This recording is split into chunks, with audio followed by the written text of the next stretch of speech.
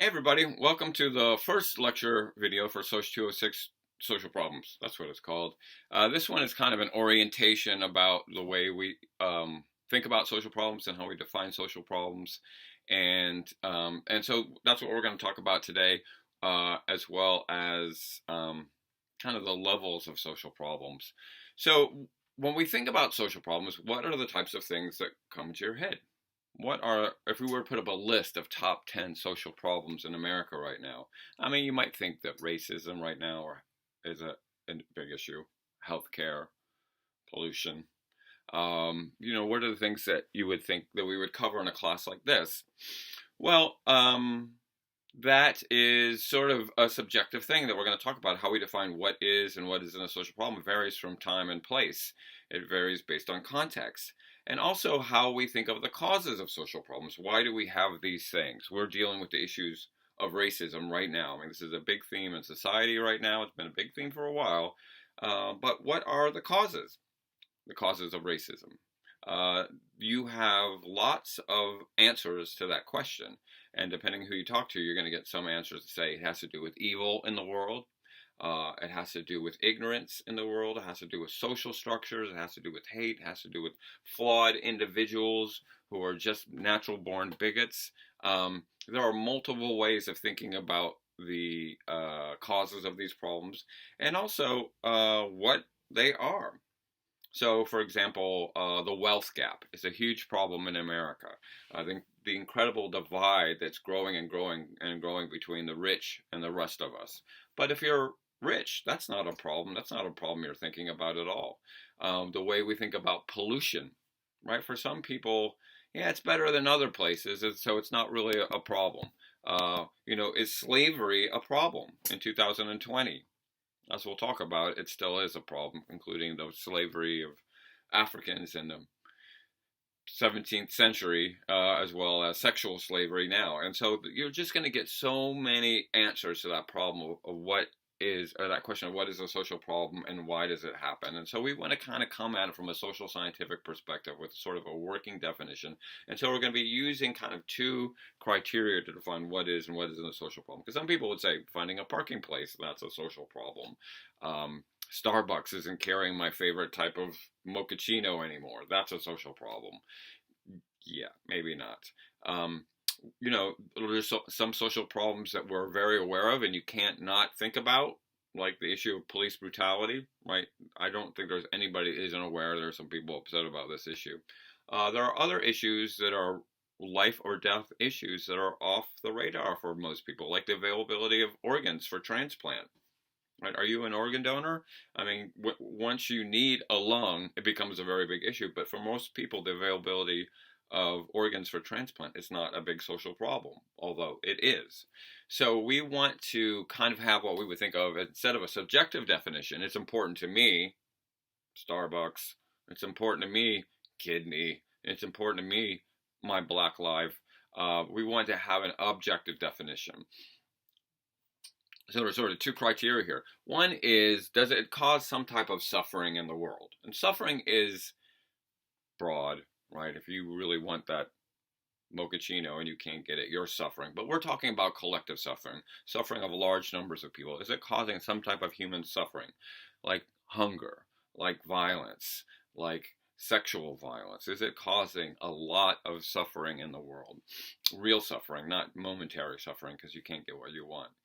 And the other is, so that's criteria number one. Criteria number two is, does it represent a discrepancy with our values? Is it there's something that we care about, our values, something that's important to us? We value privacy, for example.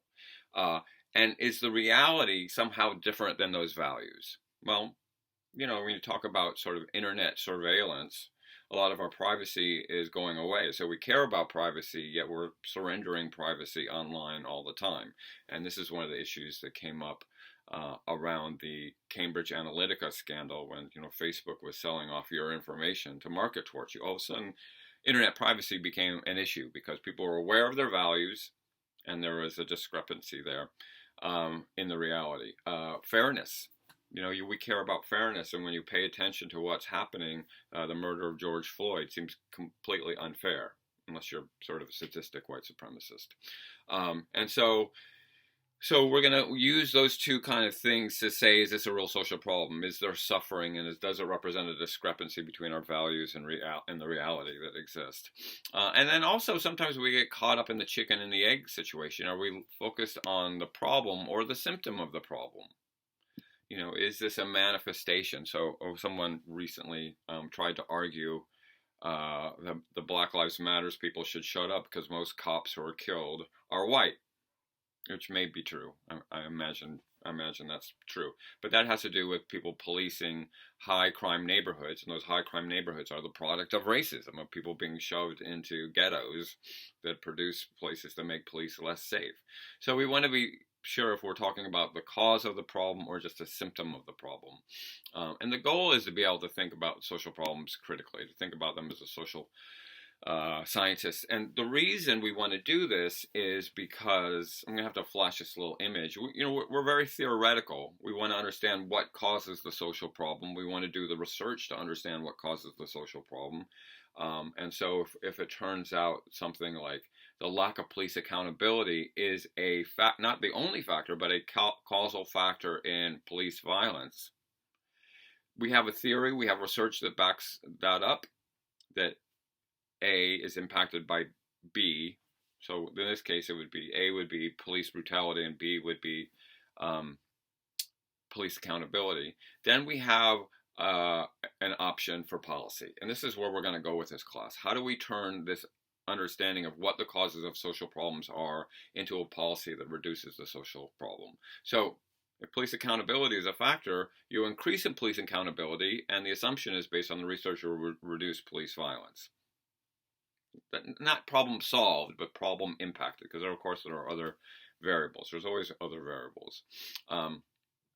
So in this class, we're going to focus on kind of two things that have intersected in 2020.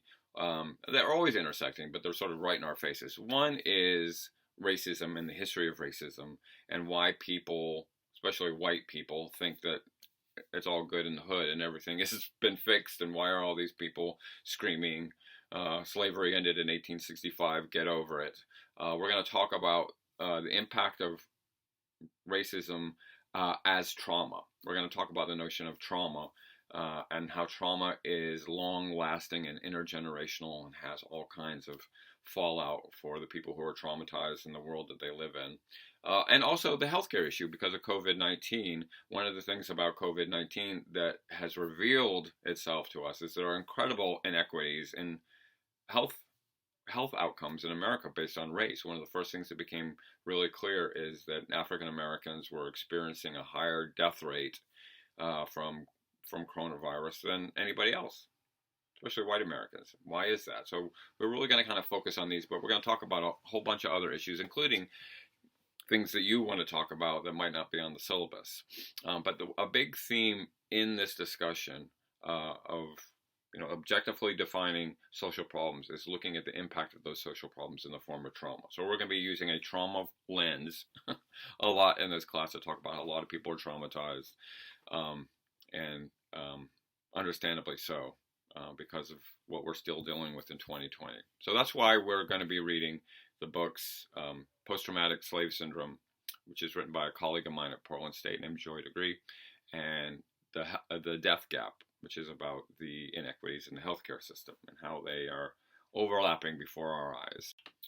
So let's talk about types of social problems and ways that we can kind of put them into a couple different categories. One category that we think of when we start thinking about what's a social problem and what's not are what we would call norm violations, things that break the norm. And so I'm assuming some of you have had Soc 204, Intro Sociology, where we talk about how all societies have norms, folkways, mores, and laws, rules for living, and so you can deviate from that norm. That deviance can be statistical because you are not in the norm.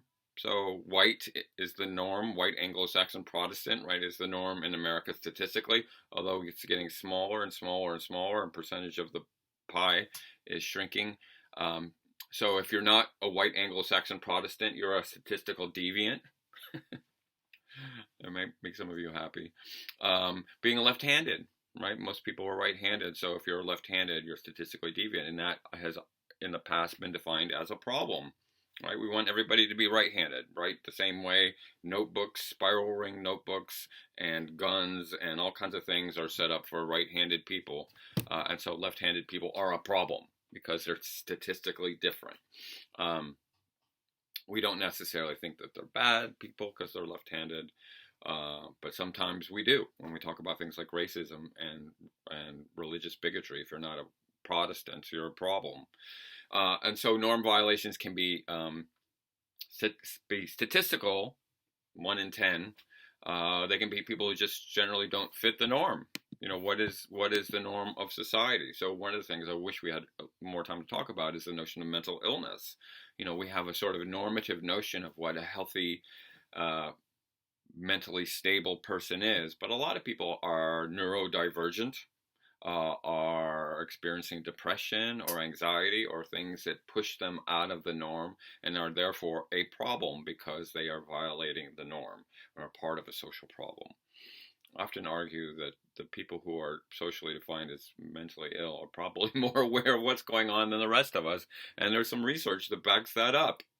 And then, of course, we can talk about norm violation as the people that break the rules, the people that consciously break the rules, that I'm going to throw a rock through this Starbucks window to, make a statement, or I'm going to mug somebody, or I'm going to,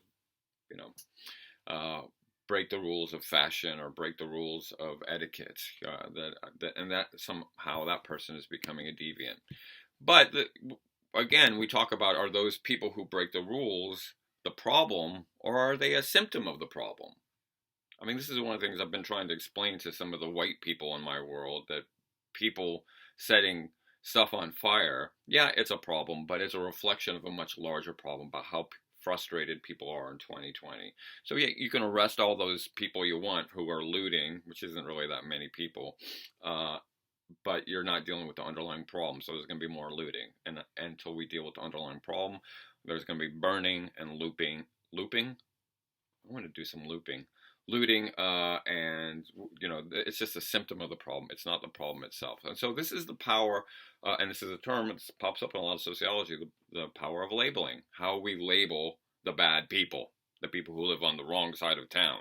There's the power to attract that layer. Is that person a terrorist, or are they a freedom fighter? It depends. This country was founded on people that King George III called the terrorists, and they did a hell of a lot of rioting. Read about the Stamp Act. Maybe you heard of the Boston Tea Party. A lot of rioting going on in the 1760s and the 1770s. There are heroes. And so there's a power of that idea of labeling those people as the other, as the defective, as the deviant. There is a power dynamic in that ability to label. You get a lot of white guys protesting in front of the state capitol heavily armed because they don't like the lockdown. They're just God-fearing Americans protecting their Second Amendment rights and believing in freedom. You get a lot of people, protesting nonviolently because of the consistent problem of racial policing, and they're called thugs. That is the power of labeling. That power is very top-down. When you have the president referring to people as thugs, that's the power to make a label stick. So what is the impact of that label? So our first way of framing the notion of social problems is some type of norm violation. You're breaking the rules. And again, why are you breaking the rules? Is there a larger problem behind that? What is the power dynamic by which the rule breakers are labeled as social problems? The other way of thinking about social problems are the conditions, the social conditions that we live in, not the individual rule breaker. This person broke the law, so therefore they're a problem, but the conditions that cause both material and psychic or psychological suffering. Are people's basic needs being met? What is the problem within the system that's causing people to be so unhappy and so frustrated and so at their wits' end and ready to, hit the streets or smash a window or just give up and get high?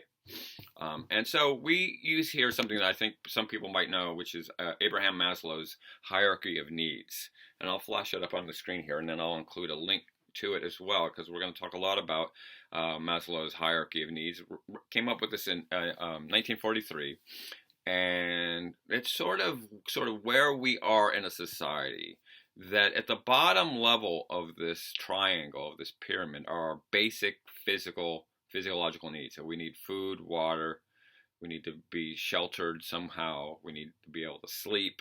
And there are places where that's not a given, right? That people don't have access to food or clean water. In much of the world, clean water is a valuable commodity. We take it for granted here in the Pacific Northwest.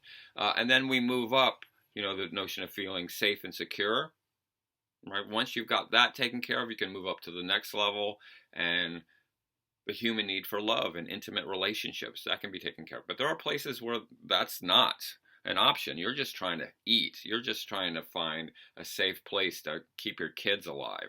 The idea of hanging out with your friends or cultivating a romantic relationship, that is down the road. But once we get those sort of belongingness and love needs taken care of, we can move up to the next psychological level, which is working on yourself, your sense of prestige and your feeling of accomplishment, and you're doing what you need to do to be happy and contributing to the world. Again, if you're running from bombs in Aleppo, that notion of a sense of accomplishment is way down the road. And then at the top are self-actualization, the being all that you can be, to realizing your true potential, to be a creative individual. And this is a luxury. This is a first world problem when you don't have the opportunity to, be the next American Idol or whatever you think that it is. So where you are on this ladder is going to impact what you think of as social problems. If you are in a famine zone in Eastern Africa, right, you are at the bottom. Your social problems are all focused on food, water, warmth, and rest, and staying alive.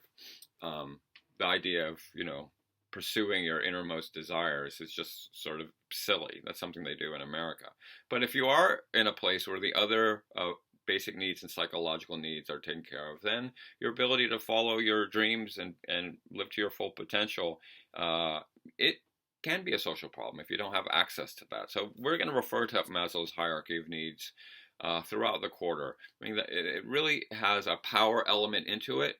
Power allows people to meet their higher needs. So you may have heard the term first world problems, like, oh, my battery doesn't last so long in my phone, first world problem. Oh, I can't find my favorite flavor of, ice cream at the store, first world problem. So there's a power dynamic there. And the other part of looking at Maslow's hierarchy of needs is, how do people react when their needs are not met? Whether they're at the bottom and they can't get food and shelter, or they're at the top, they can't, follow the course that they want to follow in their life to be happy. How do people react? People generally get a little pissed off, right? People get frustrated, and there are ramifications of that lack of needs being met. So part of the idea of framing social problems is, where are you on the ladder, on this pyramid, Maslow's hierarchy of needs, and how are people whose needs are not being met in that place on the ladder responding to that? Are they organizing and creating policy and finding ways to solve those social problems, or are they just getting pissed off and angry at the world and doing a bunch of cocaine because they just can't get what they need? So we're going to refer to this, and it is valuable because the hierarchy shows the misdistribution. Say it, Rennie. Misdistribution of resources. That as we move up the ladder, all throughout the ladder, really, we realize that some people have access to these issues of meeting their needs and other people don't. So, for example, healthcare is a big one in America. We are gutting the Obamacare under the current president with no plan to replace it with anything. Yet all the members of Congress have some of the best Cadillac healthcare insurance that you can get. So how come they have health insurance with low deductibles, if any, and we don't? Right. So there's a misdistribution of resources. And probably the best example of this that we're going to get into is the bias against poor and minority people in the criminal justice system.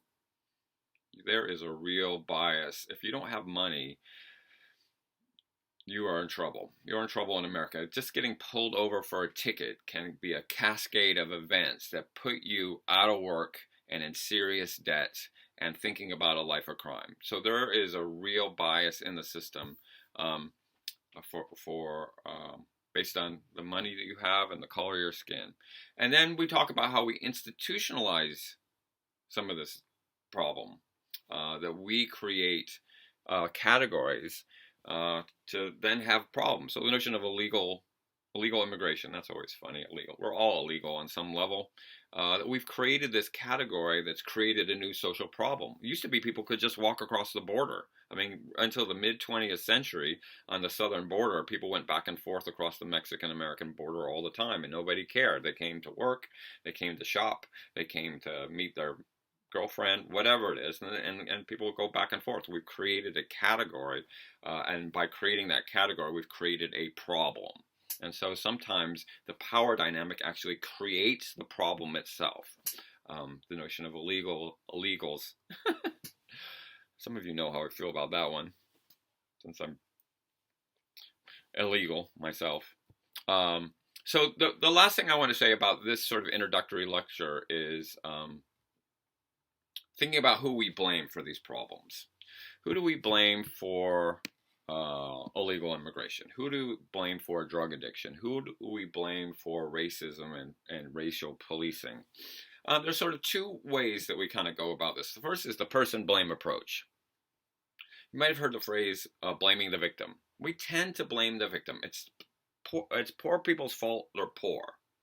That it is a transgender person's fault that they got physically attacked. If you don't be attacked, don't be a transgender person. That it's Muslims' fault that there is bias against Muslims in America. That we love to blame individuals. Poor people are just not trying. And why do we do this? Why do we blame the victim?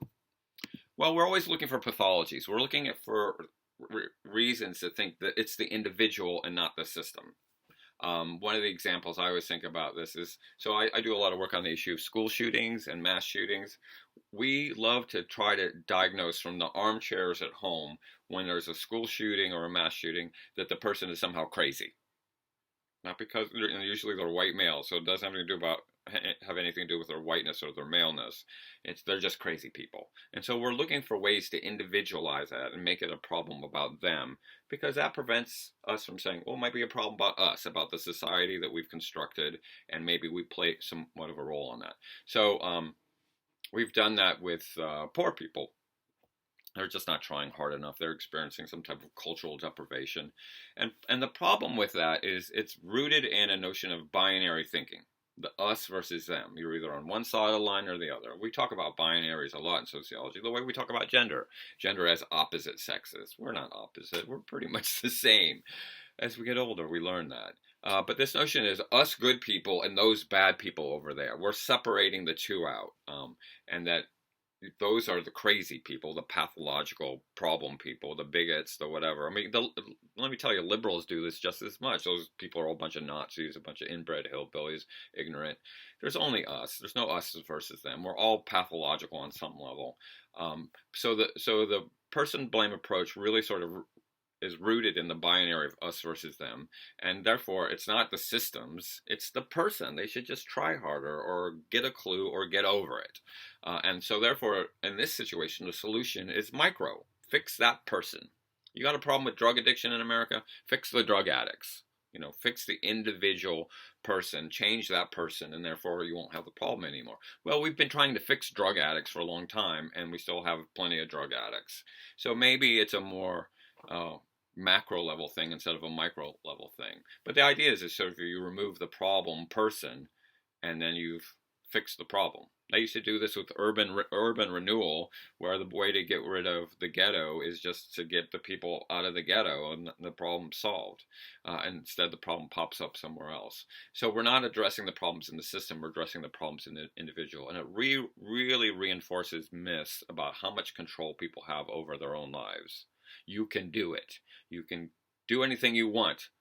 Immigrant people, black and brown people, drug addicted people, women people. You can do anything you want. Look what Oprah did. So therefore, it's about you and not about the system. And this reinforces again a lot of the stereotypes about people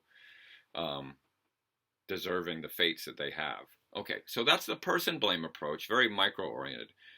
The system blame approach is a little more is a little more sociological. I mean, there was a great movie I used to show in this class when we were meeting in the room called Repo Man. It's a great 80s punk rock movie where these gang of punks are causing a lot of crimes. And one of them is named Duke. I'll include the link of the scene with the video. And they're doing an armed robbery and he gets shot. And, at the end of his life, he says, I blame society for what I've become. And the Repo Man, Emilius Davis, says, no, you're just a stupid punk. It's all on you. So he was saying the micro thing, but as Duke was dying, he's like, well, maybe society had played a role in me becoming this criminal. So what we want to do, some individuals are the problems, right? There are people who are just unwilling to do what it needs to live in a society, to be constructive members and want to take and think destroying is better than creating. There are definitely those people. But there's also a macro level sociological component. I mean, we want to be honest that systems don't completely control people. You do have free will, but they certainly shape people and give them the choices that they then choose from. And so a system blame approach is going to be more macro oriented. We're going to look at the social structures that create the lives that individual micro level people live in, including the choices that they have to be criminal or not be criminal, to be drug addicted or not be drug addicted. And so we want to use a system blame approach because for a couple of reasons. First of all, most people blame the individual. They just didn't try hard enough. It's their fault. Racism is their fault. As someone actually told me yesterday, black people would behave, there wouldn't be so much racism. That's what this person told me. So it's their fault. So we need balance, right? We need to have a macro balance with the micro. And also, you got to be honest, like this person that said the thing about crime, a lot of individual blame is based on bigotry. It's based on racism, classism, and sexism, based on, things that are coming from a place of anger and ignorance. And so we want to have a system blame approach for balance.